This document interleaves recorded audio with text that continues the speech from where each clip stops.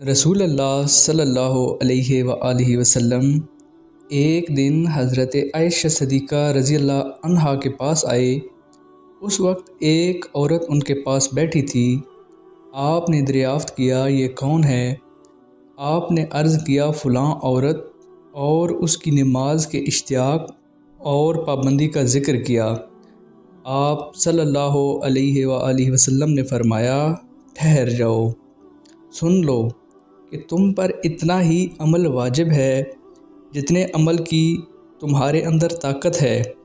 خدا کی قسم، ثواب دینے سے اللہ نہیں اکتاتا، مگر تم عمل کرتے کرتے اکتا جاؤ گے، اور اللہ کو دین کا وہی عمل زیادہ پسند ہے جس کی ہمیشہ پابندی کی جا سکے۔